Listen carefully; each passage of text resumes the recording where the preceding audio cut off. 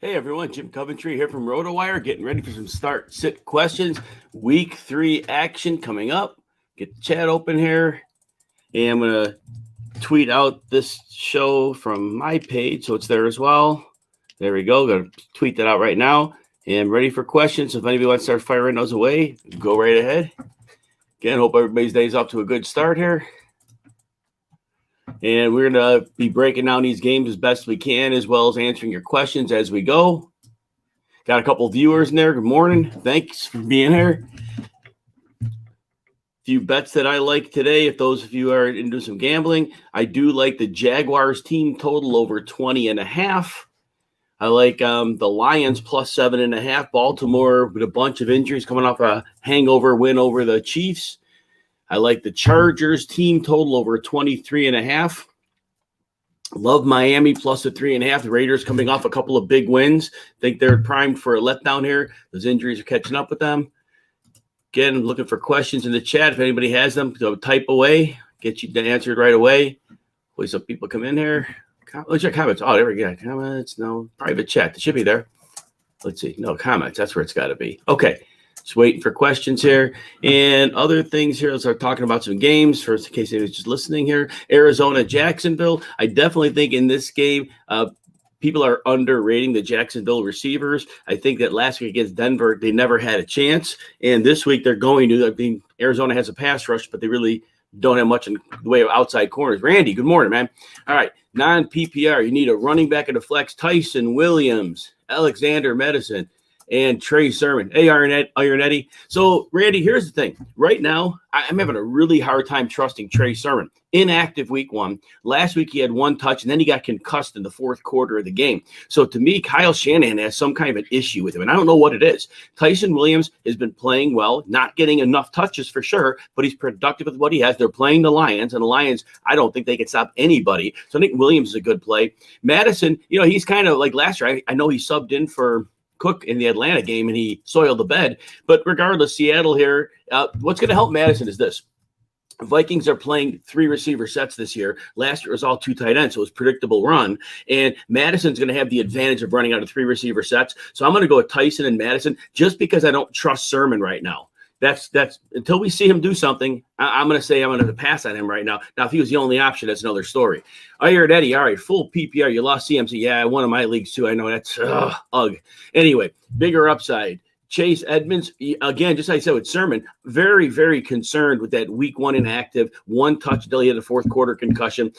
Edmonds is in a great spot. He's actually like the lead back. Now, I think if they win big, Connor gets involved, but Chase Edmonds is getting 4 or 5 catches a week. And so that right there is benefit. And I think he has a good chance to score against his Jacksonville defense. So I'm going to say Chase Edmonds pretty easily here. Look, Sermon could have a good game. Very possible. But until I see something, again, the coach's handling of him, that speaks volumes to me. Siraji, I might know how to say your name. Saruji. Hey, thanks for saying hi. Good. You know what? The best thing, Saruji, is this. Give me like your players you're deciding between. If you do that, I can definitely help you out. So just like which 2 players or 3 players you're between, tell me how many. Give me if it's PPR, standard, or half, and I definitely give you the rationale as to why, which players are favorable. Happy to do that. All right, waiting for more questions here. Indianapolis, Tennessee. Very nervous about this game. Carson Wentz is hobbled. So I'm nervous about that. Braden Smith, the right tackle's out. So I'm really worried that Tennessee's not a good defense. They're going to stack the box against Jonathan Taylor. I'm worried that he's not going to have the upside I like, but break a big run at any time. Scott Lynn, good morning. All right, you need a flex and a standard. Gaskin, Sterling Shepard, Jacoby Myers, and I assume you mean Brian Edwards. That's the only Edwards I can think of off the top of my head. So Gaskin is getting over the 2 weeks. He's got less than half the touches. He plays more than half the snaps.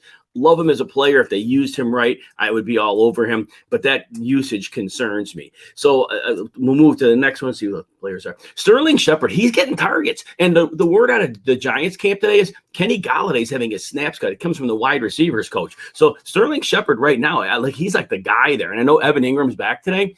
But I think at this point, Shepard's going to see that much opportunity. He's going to get yardage. And you're in a standard league, so that's what you're looking for anyway. His opportunities are sky high. And I think that the Giants playing Atlanta, there's a lot of ways this game could go. This game could go 13-10. This game could go 40-37 because those two teams are absolute wild cards. So I think that's what we're looking at him. Myers, they're not high pass volume, and this is a game they're probably not going to trail playing New Orleans. So I don't know how many targets he gets. I love Bryan Edwards, but he's not getting enough targets just yet. He had a touchdown call back last week. He had the touchdown under review loss the other week. He's just not getting the targets yet. So I'm going to say your safest play here is Sterling Shepard. And because, again, that volume has been great, and I think that's going to continue here. Tough call, though. If you have a gut feel, go with that. Iron Eddie, old school touchdown league. Henderson out.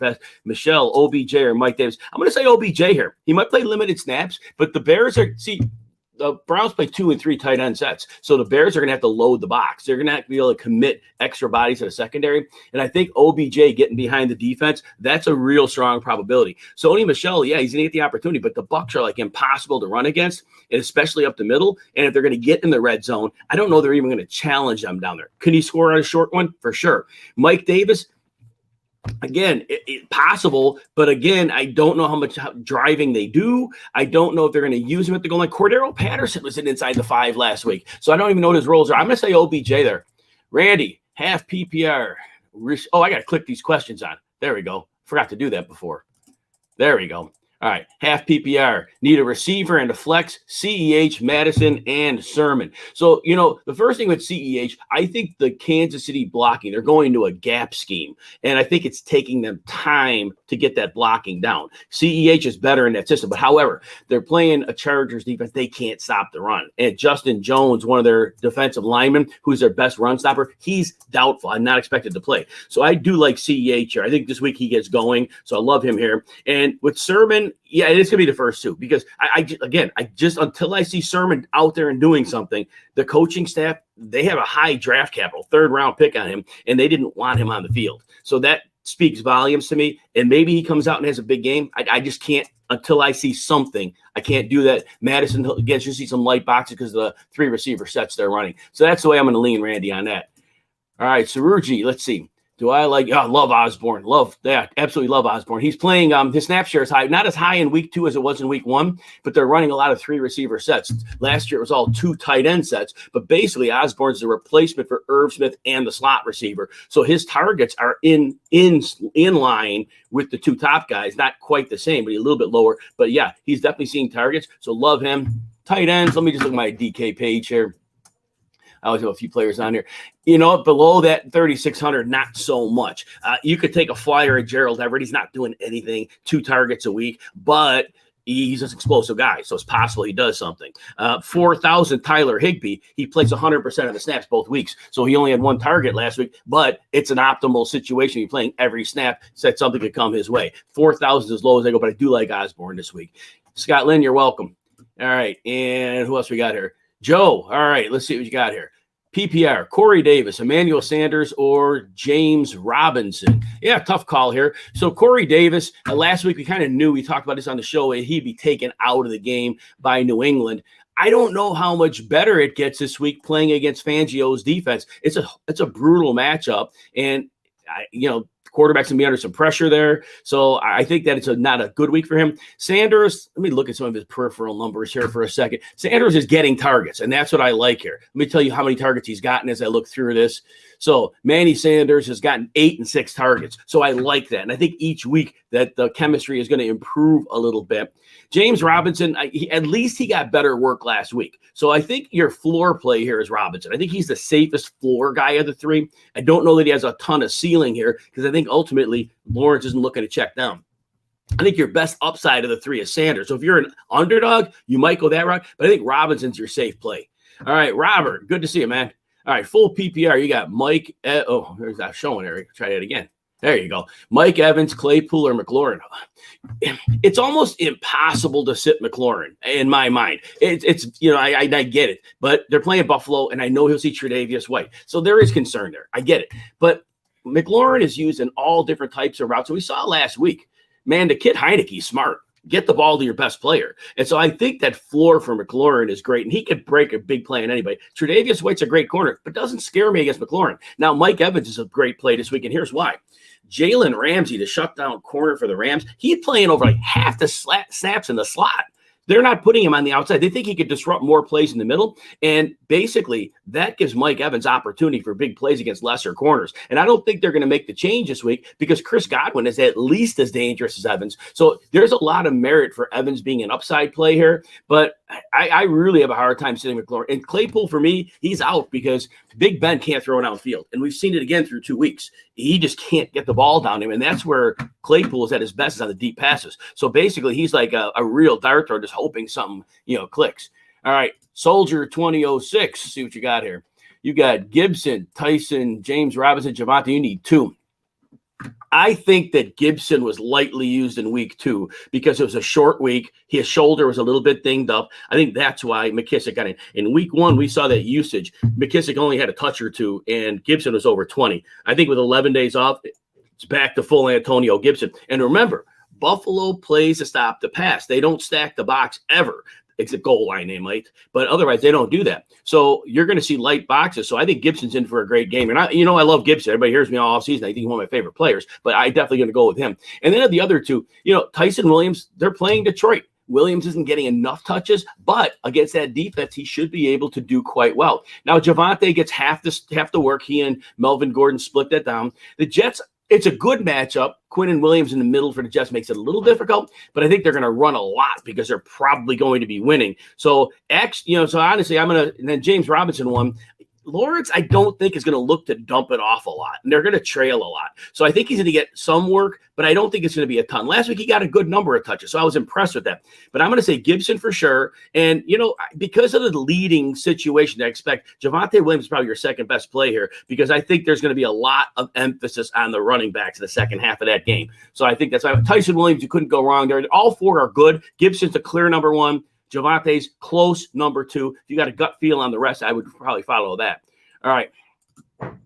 Randy, you got 2 running backs in the flex non-PPR. Taylor Swift, Tyson, Mike Williams, Jamar Chase, Rondale Moore. Yeah, it's a good problem. You need 3 of these guys. So it's 1, 2, 3, 4. You got 6 guys, and you have to – how many? You guys said 3 of them, basically. Okay, so Jamar Chase should see a target uptick, but he's probably going to see a lot of Joe Hayden. So I don't necessarily like that, but he should see a target uptick with T. Higgins expected to sit. Rondale Moore is a great upside play because they're getting him in space, and that's what we were hoping for all along. Mike Williams, to me, is probably an auto start because they're using him as the X receiver there, and that means he's going to get targets every week. And Kansas City does limit outside receivers. Of this group, Tyson, I've got to sit him because he's not getting enough touches. Jonathan Taylor, I do think Tennessee's going to stack the box, and Braden Smith, the right tackle, is out. But I don't think you could sit Jonathan Taylor because of his elite skill set. And I think the fact that we're running 11 personnel, 3 receivers a lot, it's going to at least take away some of their ability to stack the box. And I just don't think we can sit Taylor because of that ultimate upside. So for me, it's going to be Taylor. It's going to be Mike Williams. And the third one, it's going to be on your if you want upside, you're going to go with Rondale Moore. If you want a safe base of points, DeAndre Swift is your guy. I would probably lean towards Swift because his role is a bit more established. And Rondale Moore is actually leading the Cardinals in targets with 13 through 2 weeks. But I still think Swift is a safer play at this point in his dual role in the backfield. And he is the clear number 1. Williams is more of a 2 than a 1B. So that's the way I say with that one, Randy. All right, Iron Eddie. Last one for you that enjoyed it. So thank you, man. Half PPR. Need 2. OBJ, Pittman, Jacoby, Gaskin, or Watkins if Brown is out. Your options are good enough that I don't think we need to go to Sammy Watkins. But OBJ, I think you got to play him because they're going to run 2 and 3 tight end sets. The Bears cannot commit extra defenders to the secondary, and they're going to do play action and take some shots. Even if OBJ plays half the snaps, I think he could be in line for a strong game here. Pittman gets me nervous. He had a great week last week, but if Carson Wentz is hobbled, they may really go to a heavy run approach. And both the Titans and the Colts are 2 of the slowest paced running teams in the league in terms of plays per game, and not plays per snap, the time. And this game could really be ground out low. It's the only reason I'm worried about him. Gaskin is getting less than half the running back opportunities through 2 weeks, dumb coaching. So I'm going to say this. Jacoby Myers is your floor play. So it's OBJ for sure. Jacoby's your floor player. But although I said Pittman would be out, if you're a trailing on the scoreboard or if you're an underdog, if you need upside, I think Pittman, although he has a lot of downside, he has upside because he could break a long play off a slant. So I think OBJ and Jacoby, but if you need upside, then make Pittman the choice in there. All right, let's see what we got here. All right, Joey leaning Sanders. Okay, sounds good, man. Randy, see what you got here. How concerned am I with Hopkins being limited? Yeah, I am worried about it because they say he's probably going to play, but I always worry. Do you make him a decoy? Do you have an in-game setback? You have other receivers who are producing. Hopkins can get you 25 points. There's no doubt about it. But Rondale Moore is out targeting Hopkins right now. And Hopkins played almost all the snaps last week, so whatever injury it was, he was on the field. So I am very concerned about it. Now, your other options are Waddle and MVS. So I don't think those options are compelling enough to rule out Hopkins because even if Hopkins is a decoy, he can catch a short touchdown pass. And Waddle doesn't have his college quarterback now. Tungo Vailoa's out, and now it's going to be Brissett, and we don't know what the chemistry there is. So I think you've got to go to Hopkins at this point. And, watch the inactives. Let's see, MVS, that's a night game. So at least if he's inactive, then you can lean on the late game. Let me check Waddle's. Waddle's a late game too. So the 3 o'clock game, or 4 o'clock if you're on the East Coast. So at least you've got that. At least Hopkins, you'll know early today because he's an early game if he's inactive or not. But otherwise, Randy, I definitely go that route. Rich, what do you got here? Your opponent is Dalvin Cook. You want to come? Oh, nice. You dropped the Saints to the Cardinals. I dropped the Saints defense. They're all injured. They're all kinds of injured. If you need them, you can probably grab them back off the waiver wire. Definitely do that. I would go that route.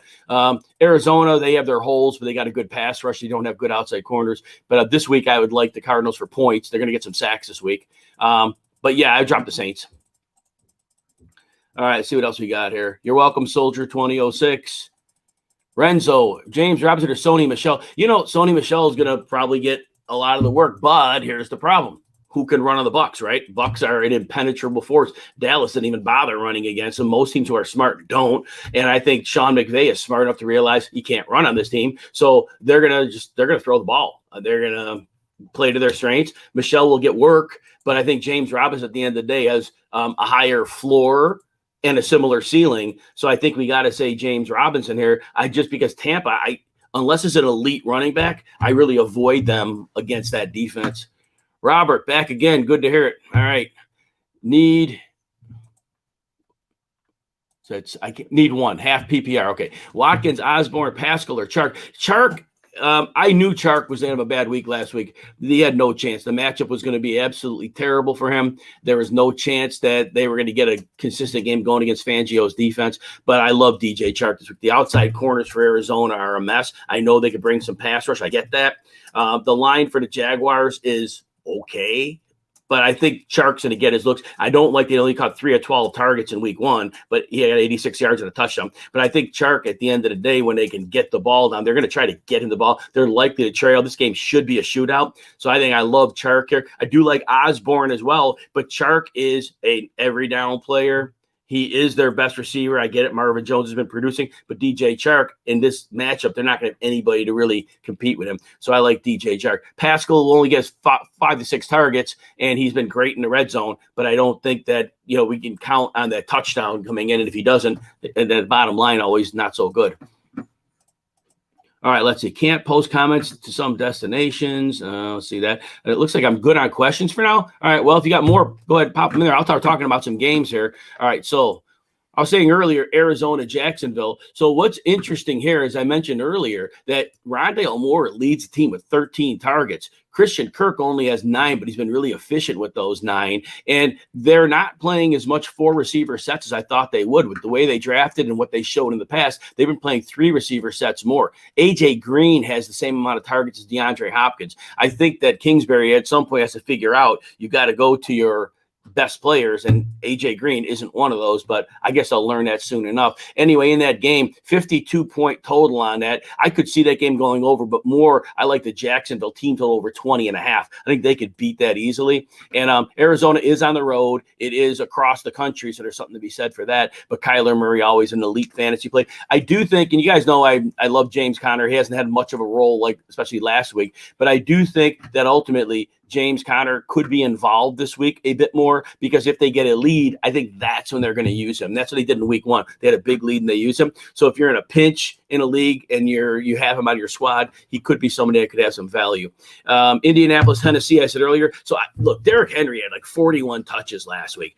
I don't know responsibly how they early in the season put that kind of workload on him again. So I think they're going to probably throw more this week. I don't think it's necessarily spelling Henry, and I don't think they're going to not give Henry the ball, but I don't see him getting more than 20 touches. I mean, unless they're really in a spot, but it'd be irresponsible to burn him up early in the season. That was an incredible workload. He's got to be tired from that this week, you would think, right? But AJ Brown, you're starting him in regular, but in DFS, love AJ Brown because he's like 6,500 on DraftKings. And Julio had a good week last week, so some people are looking that way. But AJ Brown had a couple drops, but I think he gets going. I am concerned with Tannehill as an NFL quarterback. I think he doesn't have the same play action, the same scheming he had with Arthur Smith. And I'm already seeing he's not looking like the same quarterback that he was. Now it's a 2-game sample, but every game with Arthur Smith, he was deadly. So that was something there. See if there's any more questions. Nothing else here. That Baltimore-Detroit game's interesting. If you're gambling, really Detroit plus a 7.5 at home, it's really a nice number because Baltimore, they're coming off that win against the Chiefs, and you can't discount how the emotional side of the game plays. And then also the injuries on Baltimore are significant. They're without left tackle Ronnie Stanley, but the defensive injuries. Derek Wolfe, left defensive end, out. Brandon Williams, their great run-stuffing nose tackle, in the COVID list, not expected. He's expected to be out. Justin Houston, pass rusher, COVID. Likely out. Marcus Peters, we know, has been on the IR. So they're missing a lot of people, and they're coming off of that big win. This is an ultimate letdown spot for them here. Very excited to see. Can somebody just type, hey, Robert, just type hey in the chat so I know the chat's working, all right? If you just type hey for me, I'd appreciate that. And make sure it's working if I don't have any questions. All right, Washington and Buffalo. So what we have here is Buffalo's a 7.5-point favorite. What the Josh Allen thing, what's going on, right? We don't know. Well, the problem that I see is he made his biggest jump last year by taking advantage of the – oh, thanks, guys. All right, so the chat's working. Nobody has questions. I'll just keep talking about the games then. Appreciate that. All right, so what Washington has going on here again – I'm sorry, Buffalo. We're talking about Josh Allen. The intermediate and then the middle area of the field, so both 10, 15 yards downfield, and then the middle. Josh Allen made his biggest improvements there last year. The first 2 weeks, I've seen defenses try to take that away from him, and they're putting him in the uncomfortable spots, and that's why Josh Allen has had 2 bad weeks. Now, Washington, fundamentally on defense, they don't play in a way that would tend to take that away. So Josh Allen might be fine this week, but Washington with 11 days off, if they watch the film, they may come in. And if we see them taking away the intermediate middle, and if that's the game plan the rest of the season, Josh Allen will have that regression unless he has another comeback. But that was where he made his massive improvements last year. And we already see now he's having the inaccuracy on the downfield passing, which he always had, but he would kill people in the intermediate middle. So that's going to be the litmus test as to what's going on. Victor has a question. Jonnu Smith, Evan Ingram, or Jared Cook. So Jonnu Smith is getting like 5 targets a game, which is fine. For a tight end, not bad at all. So I think we got to look at that. Evan Ingram is coming off. He hasn't played since did he play in August even? I mean, then he's out of practice for much of August, I think. So it's his first game back. And I don't know what his role is going to be. I don't know what his practice week is like. But he's the type of guy, he's so up and down as it is. And coming back week 1 from an injury, I don't know what his role is right now. So Jonnu Smith at the 5 targets, I'd like that. Now, Jared Cook's your upside play because this game with Kansas City has a great chance of shooting out. And Kansas City is really good against wide receivers, but you can take them with the tight ends. So I think if you want that safe, bankable, 8 to 9 points. Jonnu Smith's your guy. And Smith has upside too, because there could be a week where he goes off in a big play. Jared Cook is more of your boom bust. So if you're like an underdog in your game, big underdog, then Cook might be the play. Otherwise, I think you bank the safe points with Jonnu Smith, who's getting those 5 targets a week. I think that's the way to go on that, Victor.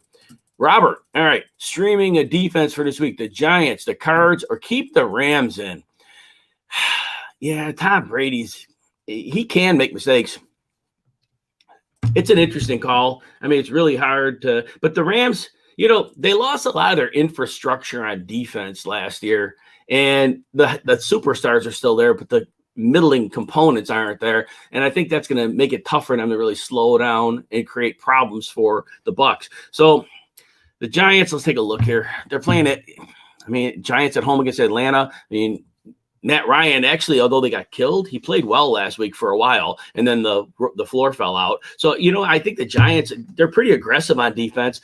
The Cardinals, there's always hope for them because they rush the passer really well. They don't cover. And so it's really close between the Giants and the Cardinals. The Giants are at home, though. And to me, that's where I give the edge. If Arizona traveling across country, sometimes you come out flat. I think the Giants are probably a close call there. And Victor, you're welcome. And you also have a Ryan Tannehill or Justin Fields question. Yeah, I was talking a little bit earlier that Tannehill's not the same quarterback in the 2 games without Arthur Smith. The play action isn't being used at the same level. The schemed looks aren't being used. And it hasn't helped that A.J. Brown's dropped some passes as well. Justin Fields is going to run. That's just the way it is, and that's a great thing. We love the mobile quarterback. So we know Tannehill's mobile as well, but Justin Fields is like upper level mobile. And I think in the matchup he has against Cleveland doesn't have good linebackers. And I really think that once he gets to the second level, he can have some good chunk runs here. And last week, Mooney dropped a long pass. Robinson dropped a touchdown pass. Then there was a touchdown pass that Robinson may have been able to catch. It got broken up, but it was catchable. And so I think that Justin Fields' numbers look bad, but I think ultimately he had a really good showing if you watch the game, which most people didn't. It's okay. But I'm going to say Justin Fields is your safer floor play here. But if you're an underdog and you need massive ceiling, that, and I think Indy, Tennessee's going to be lower scoring, lower volume. But if you're, I'm going to say Fields, Carlos, I'm not even going to lean Tannehill. No, because I think that game is lower volume. I think that game could end up, we know any game could go 50-47, but I think that game's going to go like 20-17. I think it's going to be lower scoring than we think. I like Justin Fields there a great deal because of the running ability. Randy, sample size is small, but any non-PPR wide receivers who could break out rest of the schedule if things break. I'm glad you gave me options because that's such a broad question. Look, Bryan Edwards, he's already had 2 touchdowns taken away. One was because the replay showed he was an inch short of the goal line. And then last week, he had 2 catches taken away by penalty. One was a touchdown. One was like a 15-yard gain. Bryan Edwards, he's a good player. The Raiders just have to decide to start getting him the ball. But once they do, they're going to see how good this kid is. He is every bit as average. They started throwing the ball in the 4th quarter of the first game. And again, not enough targets, but he's the guy. MVS is the guy. You know what? You already saw it. And I talked about this earlier in the season with other people, is that MVS is going to get you zeros. You're going to get you 5 zeros, and you never know when they're going to happen. It could be, oh, man, he just missed a touchdown. Get it. But Bryan Edwards, this guy is going to be an NFL player, serious NFL player. And I think to get him now, it's very possible he has that breakout by week 6 or week 7. And if they get him enough targets, he could be a wide receiver 3 for sure. And if they get him enough targets, a wide receiver 2. I think he's that good. Everything I've seen when they throw him the ball, it's as advertised. He can win against types of coverage. He is an X receiver. Definitely think he's the stuff there. Robert, you're always welcome, man. Appreciate you guys. All right, I'll wait for more questions, and I will talk about more games. All right, let's see. I was talking about Washington, Buffalo. I talked about Josh Allen. Johnny's here. Good. Hey, Johnny, sorry about that thing the other night. I know you asked me a question, and the guy was on Thursday night, and old man Jim didn't forget what game the Panthers were playing on Thursday. I'm glad you asked the question. Hopkins or Kirk? Yeah, it's possible Hopkins plays and he's a decoy. It's possible. And there's nervousness there. Now, Kirk's getting like 5 targets a game. And he's productive with them. So that's been positive. But if DeAndre Hopkins is active, he could get 2 looks in the red zone and score twice. So I think you kind of have to start Hopkins if he's active and in the lineup. And I know the decoy thing exists, but I just don't know that's going to happen. So I think you just got to play it that way. If he's in the lineup, you got to start him. It's one of those things. If you get a 0, it's horrible. But if he gets a 25, so it's all your level of risk mitigation. So Kirk's going to do something for you.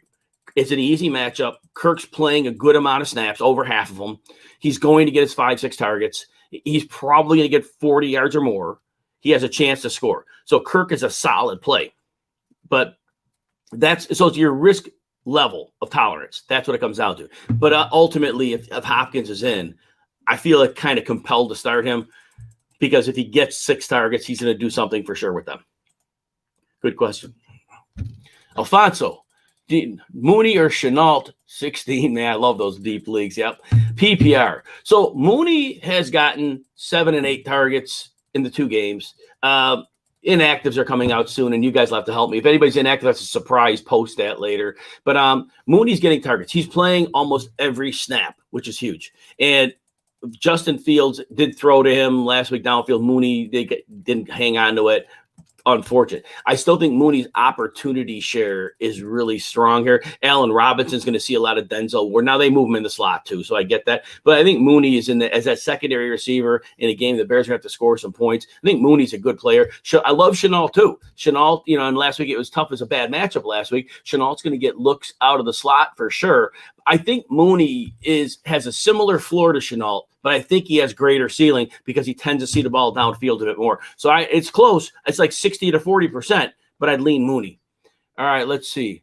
Laura and Jim. All right, let's see what you got here. In the PPR, need one. Flex, Gronk, Pollard, Latavius, or Pascal. And he can like Pollard over Devonte Williams. So, all right, Dallas is playing Philly this week. Dallas has been very smart with their game planning. They didn't really challenge the Bucs on the ground because you're dumb to do that.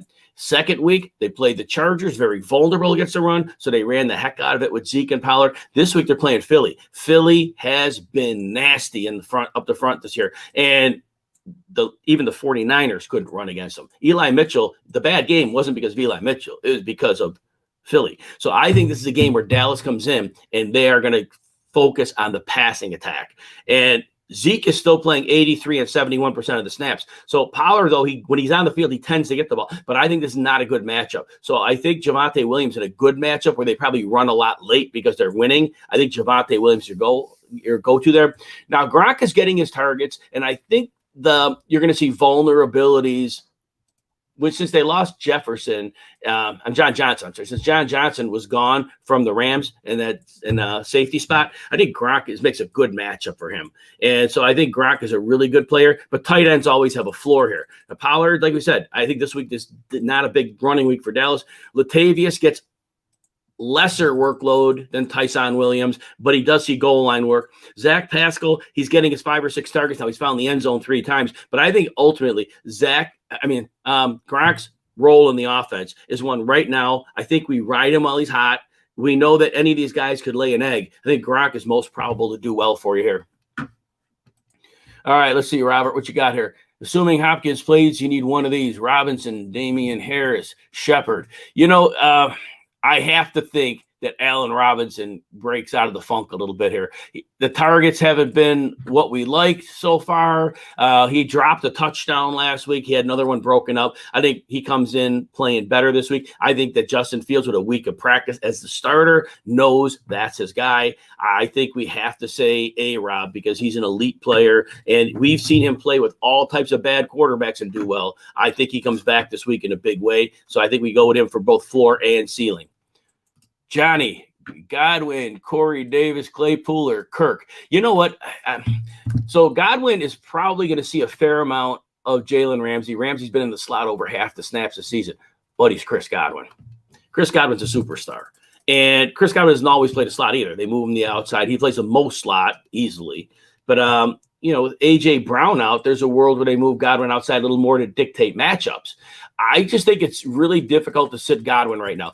Corey Davis can be taken out of the game, and this week I expect him to. Claypool, Ben can't get the ball downfield, so until they figure out something there. And Christian Kirk gets 5 to 6 targets a game where, that promotes downside. So I just think Godwin, we have to go with an elite player here despite a difficult matchup. He'll have outside snaps. Brady will find him. I think we just got to go with Godwin because Godwin, regardless of opponent, could give you a 30-point game at any time. Alfonso, you're welcome. Randy, all right, see what you got here. A.J. Dillon, it wasn't really high in him coming into the season. I felt like Jamal Williams last year, he's a coach's dream. He pass blocks.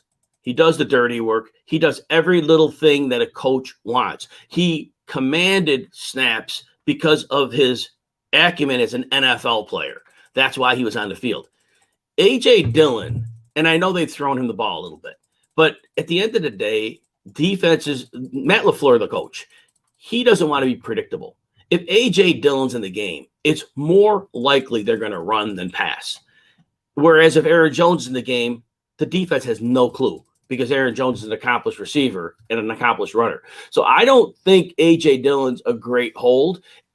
If you could kill if you have Aaron Jones, even if you don't, you have Aaron Jones. So, not Aaron Jones. So, no, I don't think he does. I think you have him only in case of an Aaron Jones injury. If you have a dead spot and there's nobody on waivers, then you keep him in case Jones gets hurt. But other than that, just banking on a player to get hurt, that's kind of like a dead roster spot. So I would say no to that.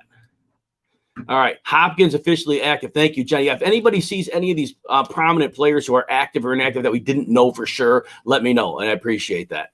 All right. John R. Which two running backs would I start? Non-PPR. All right, so Gibson is a slam dunk for me. Because last week was a short week. I believe they limited his touches. McKissick got much more. In week one, McKissick wasn't even a thing. Gibson was over 20 touches. And then Gibson had a dinged shoulder, short week. Now 11 days off, fully healthy. And Buffalo never tries to stop the run. They stop the pass. That's how they scheme it up. So they leave the middle of the field exposed. Gibson's in a great spot here. Trey Sermon, I cannot trust him till I see him, and here's why. Coach Shanahan made him inactive in week one. And then last week, when they were dinged up at running back, Sermon had one touch until he got concussed in the fourth quarter. And so, to me, Shanahan doesn't have confidence in him. So I can't have confidence in him until I see him do something. And James Robinson is a good enough player that we say, okay, at least I know what I'm getting here. So until Sermon shows us something, you have good options. So I think you got to go with those good options. Johnny, that's a good question. Justin Fields or Trevor Lawrence? I mean, there's a world. This game shoots out. I expect this game to shoot out. I think that I know the Cardinals will blitz, and I know the Cardinals can get to the quarterback, but the outside corners are bad. And both Chark and Marvin Jones on the outside have significant advantages here. And they're not going to get to Lawrence every play. So I think Lawrence has a lot of upside here. But at the end of the day, he's throwing interceptions. He's making rookie mistakes. Justin Fields is going to run a lot. But Trevor Lawrence, so if you want the strongest floor, it's got to be Fields, because I expect Fields to run for a minimum of 50 yards here. I don't see the linebackers for the Browns are not good. And so at second level, those 7-yard runs turn into 15-yard runs for a quarterback like Fields with the type of mobility and athleticism he has. And but Trevor Lawrence, there is downside, because if the blitz really gets him early, they could rattle him. So I think, but if you want upside, though, I really think Lawrence has more upside than Fields this week, because this game could absolutely shoot out, and Lawrence could throw 4 touchdowns. So I think we're going floor versus ceiling here, and it depends what your matchup looks like.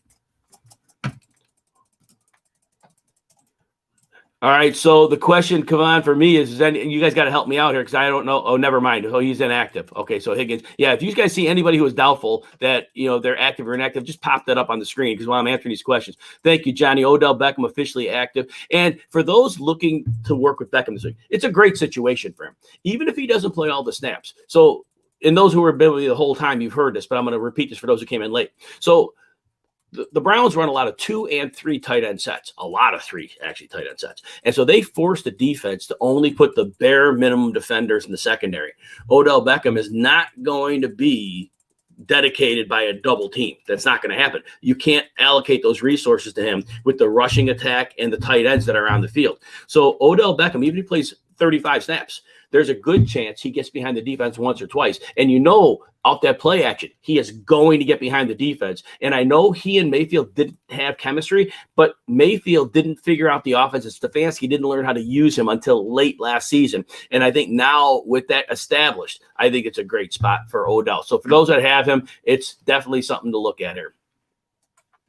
All right. Johnny, Curtis Samuel or Rashad Penny, better IR stats for the season? I'm going to say Samuel. And I have Penny in a lot of leagues, and I've had to dump him because to this point, he's never healthy. It's always something. It's like he'll be healthy for a week or two in the preseason. He finally got healthy. Then he's hurt again. And he's electric with the ball in his hands.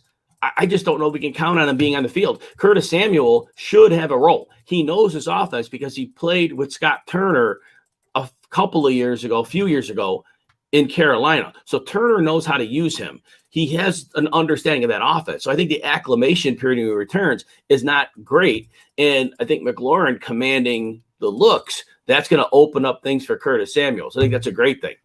I think right now we're good on questions. So if anybody has any, go fire them out, and I'll keep talking about games here.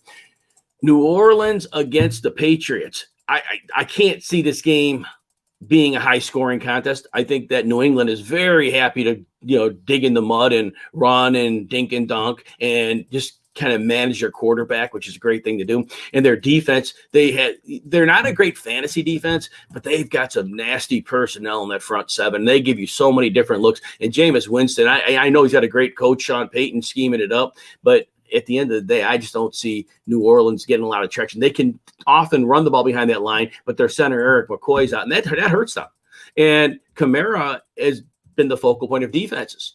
And there's not a lot of other people to worry about. So Kamara is struggling, and Bill Belichick is going to understand to take him away.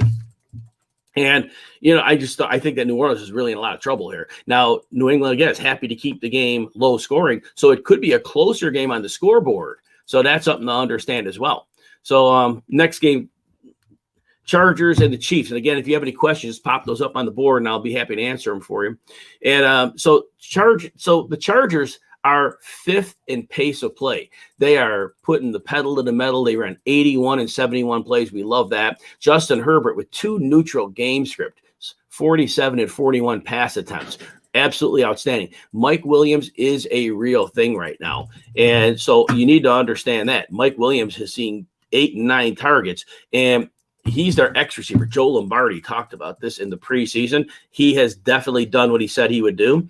And Mike Williams is not just that stretch Z downfield guy anymore. He's used on many different routes. And so he's a player that you should be able to count on a weekly basis here. He's still cheap in DFS as well.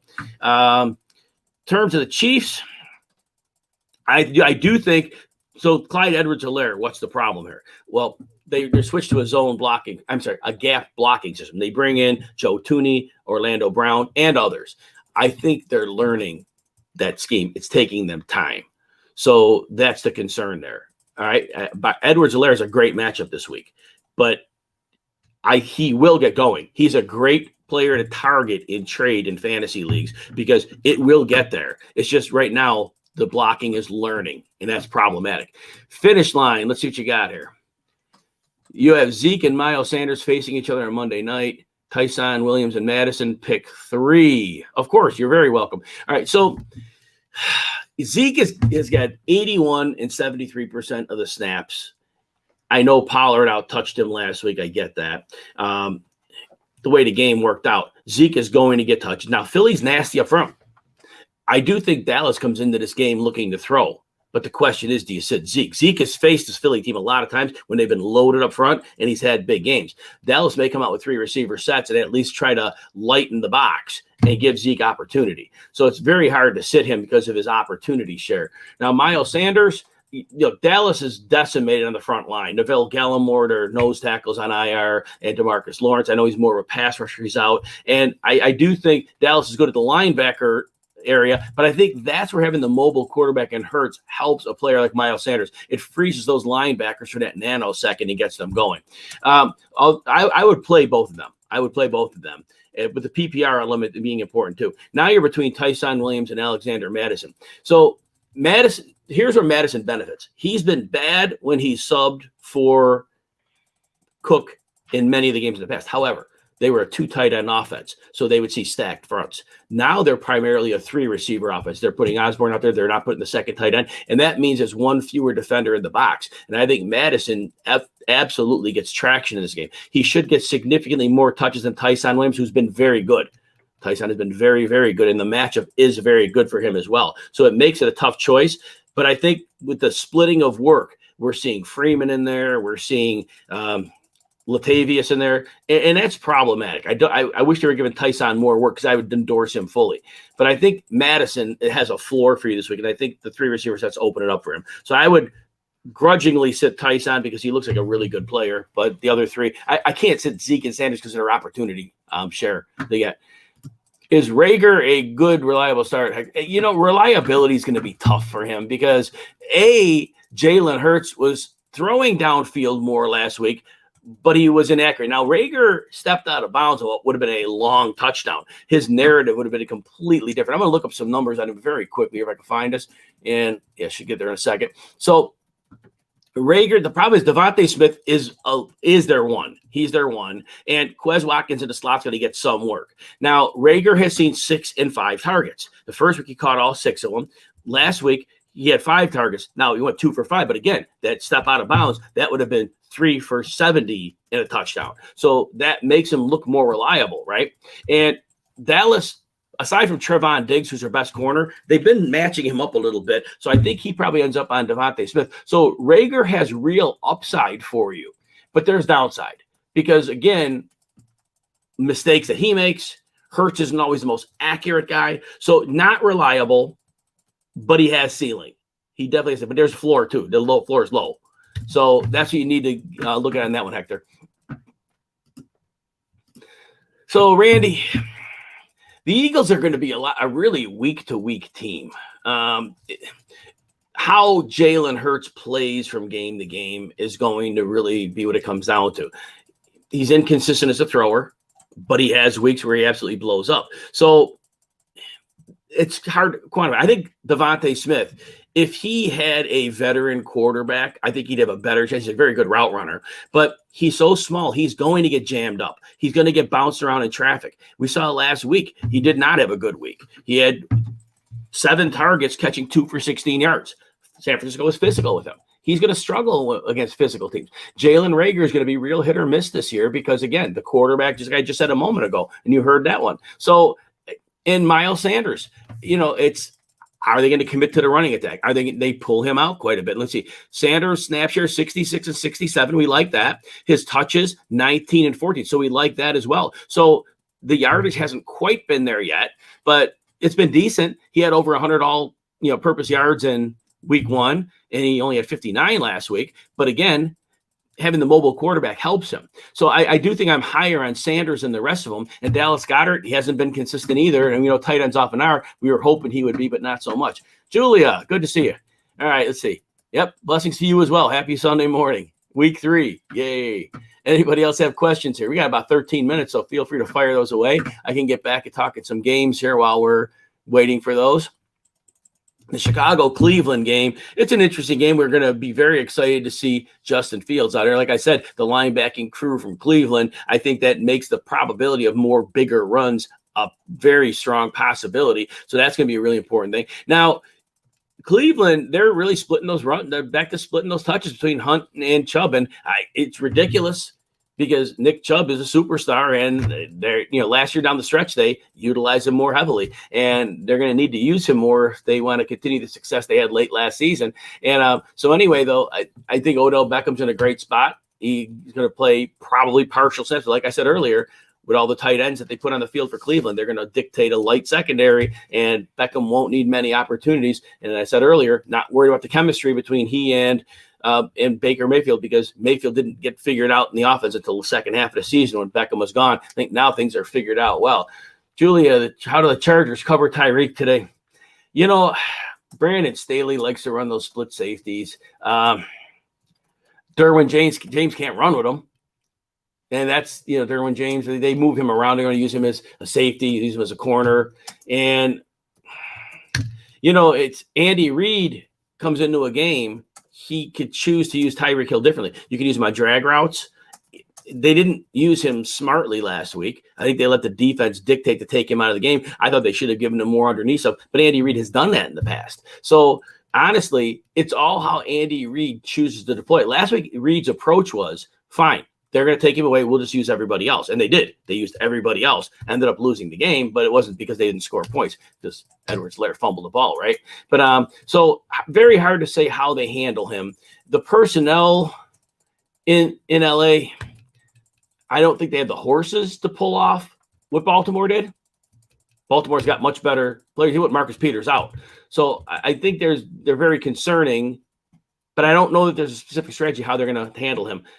I think Andy Reid, it's a divisional game. See, even though Staley's new, it's a divisional game.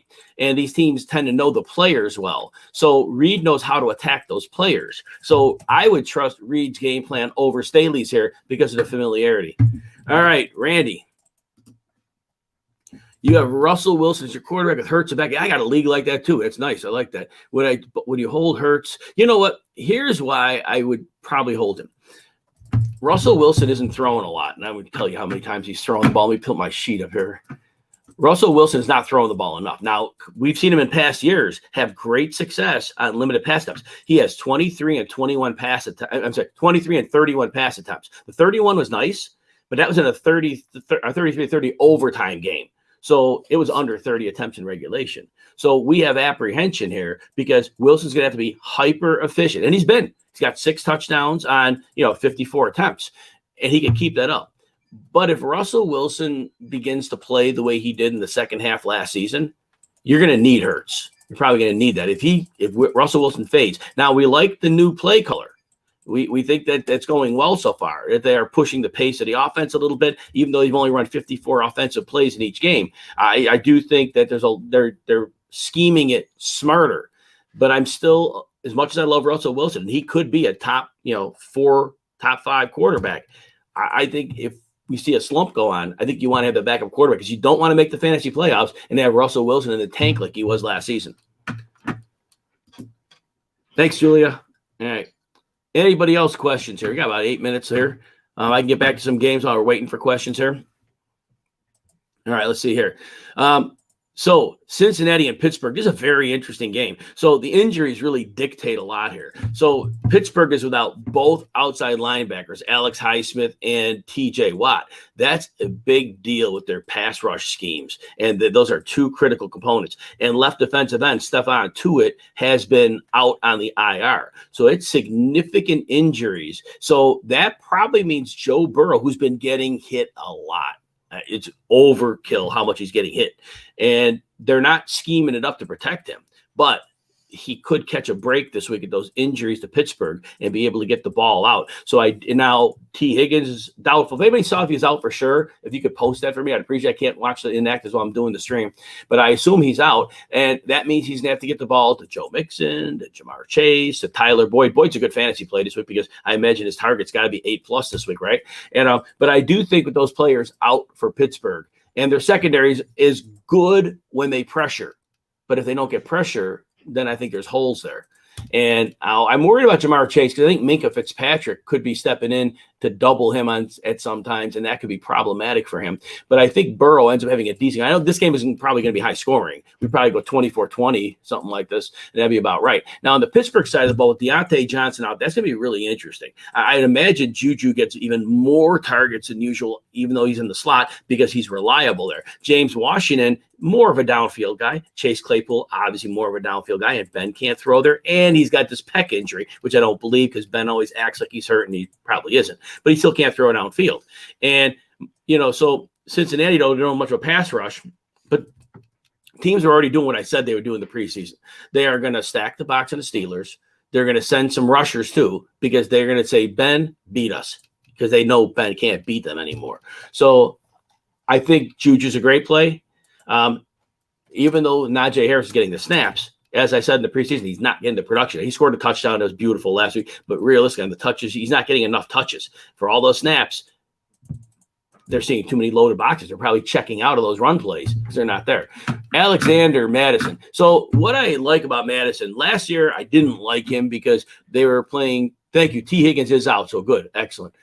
Randy, Devonte, Booker are surprised and active today. I want to say that – I'm going to double check this. I want to say that Saquon played 84% of the snaps last week. And so let's see what it was actually. But it was, Saquon.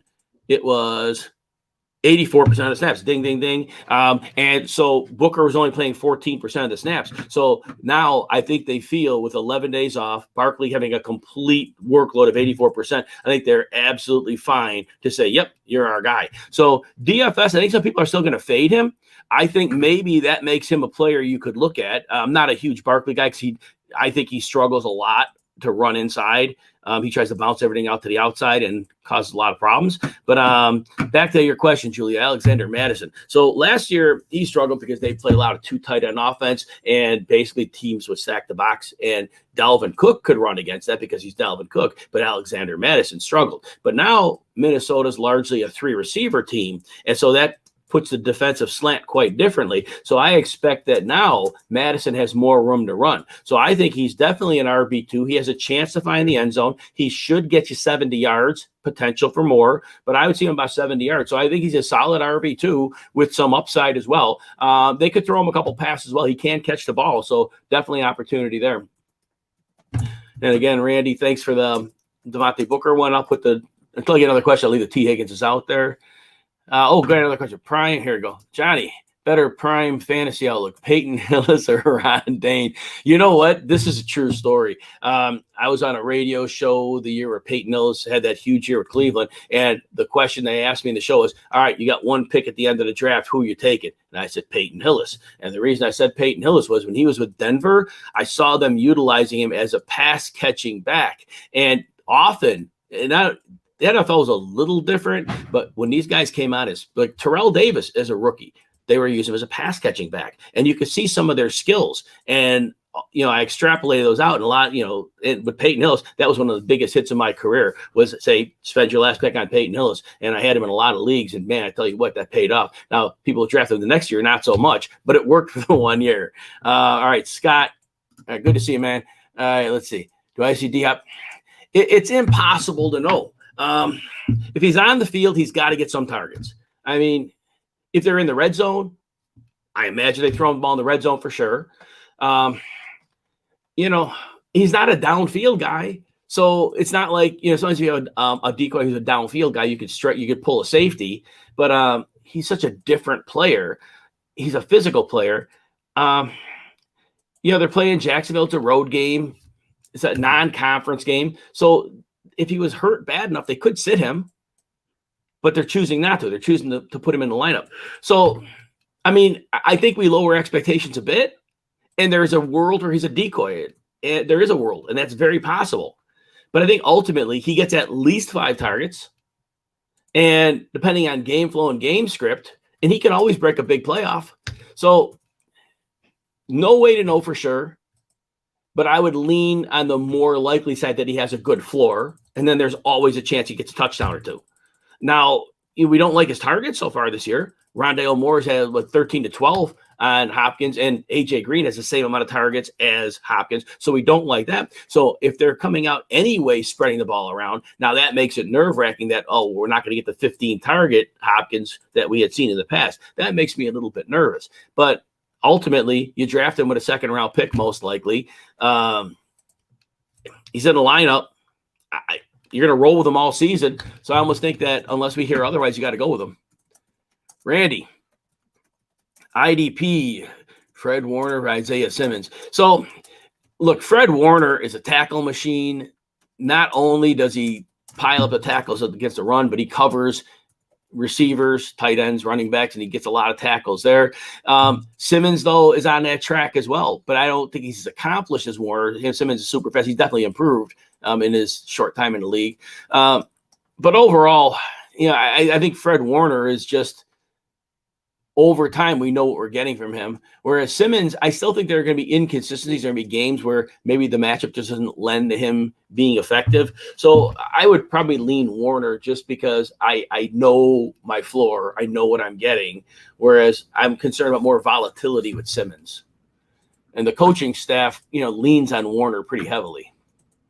All right, so Julia or Scott, very good. Julio or Mike Evans at PPR. So I do think that Tennessee Indy game is going to be lower scoring because both teams run here. I got this written down here actually. Slow pace teams. In terms of pace per play, Indy's 32nd, Tennessee's 26. So I think we're going to see significantly lower play volume, and I think both teams are very happy muddying it up. I think we could see 23-17, even lower scoring. Now this game could go 50-47 too. We understand that could happen, but I think the probability is a low scoring game. Now, really, Indianapolis, they do get Xavier Rhodes back. And I know A.J. Brown moves in the slot quite a bit. So something to be said for that. Mike Evans, though, Jalen Ramsey's playing over half the snaps in the slot. And so I think Mike Evans is going to have a great matchup on a lot of snaps. I think Tom Brady's going to identify that. So I do like Mike Evans better because of the matchup and situation. And obviously, I think that game's going to shoot out way more than Tennessee-Indy. That's where I go. Peyton Hillis or Mike Allstott.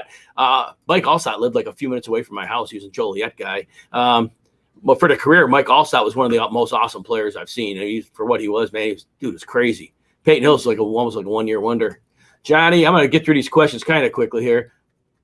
It's Mike. Oh, yep, Allstott. That's it. All right, Johnny, see what you got here. You're good hands with Allstott. Yep. And let's see here. I'm going to get through these last couple questions, and I'm going to go out and eat some lunch here soon. All right, and we got that. Randy, 2 minutes left. Need to get this in always. All right, let's see what you got, Randy. Look out for Quez. Yeah, you know what? Yes, he's playing the slot. Dallas is weak in the slot. He could get a big play there for sure. Absolutely. Dallas is vulnerable. Dallas doesn't have a pass rush, so you could see that. Here was my problem. I was very frustrated that Philadelphia did not keep attacking with Watkins. They had a horrible mismatch, and they got Watkins for the long play, but they didn't go back to him. That was problematic. That was something that the coaching staff had to see. It was consistently there, and they chose not to do it. Johnny, who's got more in the tank, A.J. Green or Mohamed Sanu? Oh, my gosh. A.J. Green because of his size. That's the only reason. Because he could post someone up in the end zone. That's the only reason. Julia. 49 beat the Eagles last week. 49ers upset the Packers today.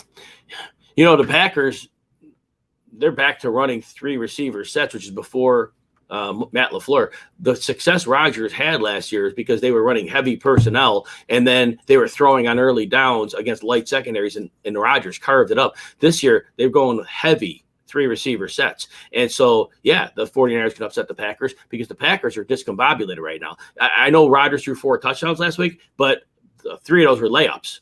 And so I'm not really excited right now the way the Packers are playing. And defensively, they're not impressing me that much either. There's some real gaps in their defense right now. So there's a good chance the 49ers upset them. Who makes that happen? 49ers linebackers probably. Taking away Aaron Jones in the passing game. They may commit Fred Warner to Aaron Jones out of the backfield, and they could neutralize him. And then that just leaves Devonte Adams. And I just don't – right now, the way Rodgers is playing, I don't think that it's quite the same as it was last year. All right, let's see. No, it wouldn't be an upset, right? Because the 49ers are at home, right, Johnny? Yeah, I think that's the case. Let's see. Damian Harris or Mooney in a PPR. Mooney gets 7 or 8 targets a game, Scott. Now, Harris is getting some looks too. And, you know, New England's playing New Orleans. New Orleans has a lot of the infrastructure injuries, and I really think New England's going to muddy the game up. I think that's what they want to do. So Damian Harris is your better floor play, I think.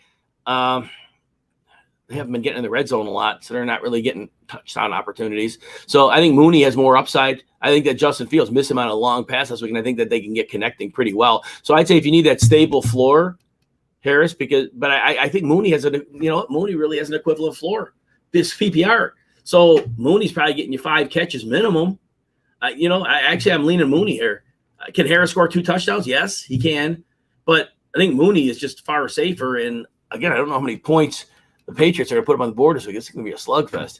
Randy, you're welcome as always. Johnny, yep, see you next week. Scott, you're always welcome. Good luck, everybody, in your games. I'm going to sign out here. Everybody have a wonderful week. Win your games. And let's be back next Sunday. All right. See, Julie, got one more here. Wow, 49ers has better winning. He may. Secondary is bad there. The secondary is bad. But, again, if they're not running heavy personnel, they're getting extra safety in there or an extra corner in there, and that's taking the sight lines from Rodgers a bit. All right, everybody, have a great day.